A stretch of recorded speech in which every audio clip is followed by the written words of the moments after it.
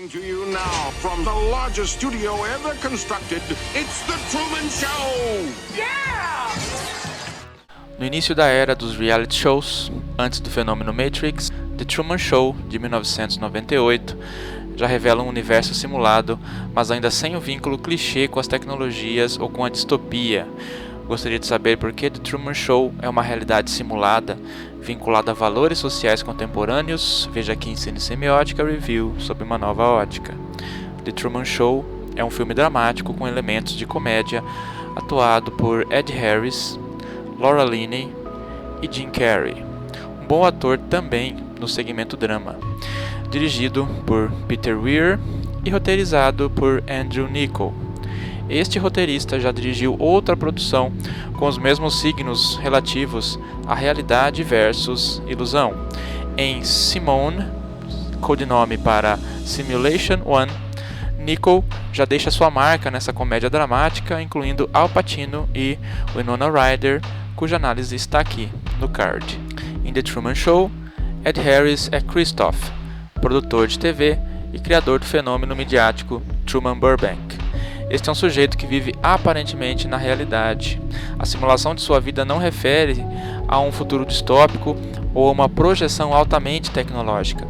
Essa projeção da realidade ocorre no vazio das vidas do público, em meio a programas televisivos e ao lucro das propagandas a todo custo, as quais aparecem implicitamente na fala de outros sujeitos que atuam na vida de Truman, como a sua querida Meryl.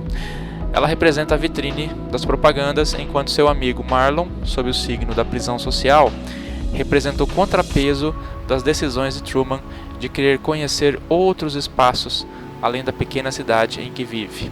Mantém, portanto, os valores da tradição local, literalmente preso pelos limites do mar, de uma lua simulada por um projetor e de uma ponte quebrada. The Truman Show possui uma direção de certa forma marcada por recursos propositais que simulam a maioria dos enquadramentos estáticos, como se fossem os olhos do espectador que vê a vida de Truman como um espetáculo, por isso há muitos planos fechados e pouca câmera em movimento.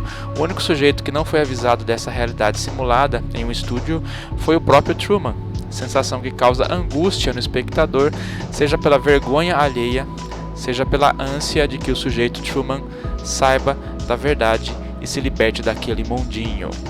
Truman percebe erros na Matrix, pois há coincidências demais à sua volta e outras coisas fora do lugar que o fazem questionar a tradição em direção à ruptura daquele espaço.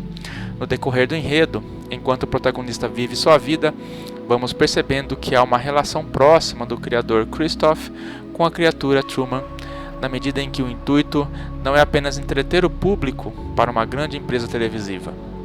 De fato, Christoph possui um segredo que o impele a ver em Truman uma espécie de filho o qual não teve a chance de ter o controle total. Por isso, cria praticamente um mundo para Truman em que o aprisiona, ao mesmo tempo em que o mantém seguro, como um filho mimado.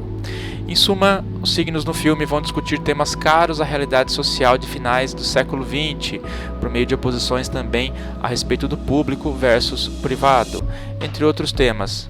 O controle social, as propagandas veiculadas em outras mídias, a massificação de personagens cotidianos na televisão, a vida vazia do sujeito moderno, os traumas entre pais e filhos, a ruptura da tradição nas pequenas cidades, a busca pelo Criador, a vontade suprema do poder em torno do controle das vontades alheias.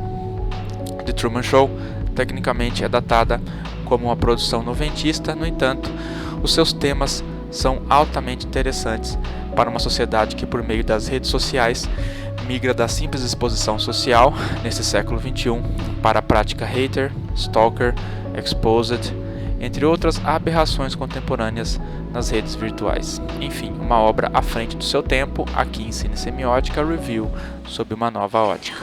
How do we stop him? Give me some lightning. Is that the best you can do? Cut transmission! I like your pen. I was wondering that myself. Jim Carrey, The Truman Show.